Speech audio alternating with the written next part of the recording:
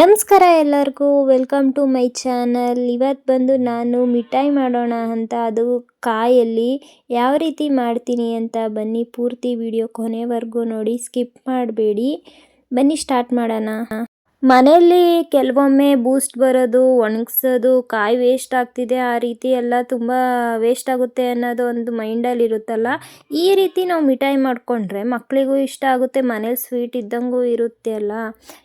ಈ ಮಿಠಾಯಿ ಮಾಡೋಕ್ಕೆ ನಾನು ಫಸ್ಟು 3 ಕಾಯಿ ತೊಗೊಂಡು ಅದನ್ನು ತುರ್ಕೊಂಡ್ಮೇಲೆ ನಾನು ಅದನ್ನು ಒಂದು ಸತಿ ಮಿಕ್ಸಿಗೆ ಹಾಕ್ಕೊಬೇಕು. ಯಾಕಂತ ಅಂದರೆ ಮಿಕ್ಸಿಲಿ ಹಾಕೊಳೋದ್ರಿಂದ ಸಣ್ಣ ಸಣ್ಣಗೆ ತರ್ತರಿ ಆಗುತ್ತೆ, ಆವಾಗ ಮಿಠಾಯಿ ಚೆನ್ನಾಗಿ ಬರುತ್ತೆ, ತಿನ್ನೋಕ್ಕೂ ಚೆನ್ನಾಗಿರುತ್ತೆ ಅಂತ.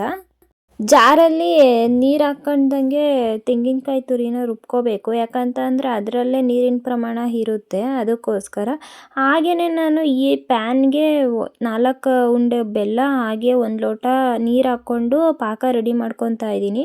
ಪಾಕ ರೆಡಿ ಆದಮೇಲೆ ನಾನೊಂದು 2 ಏಲಕ್ಕಿನ ಕುಟ್ಬಿಟ್ಟು ಹಾಕ್ಕೊತಾ ಇದ್ದೀನಿ ಫ್ಲೇವರ್ಗೋಸ್ಕರ.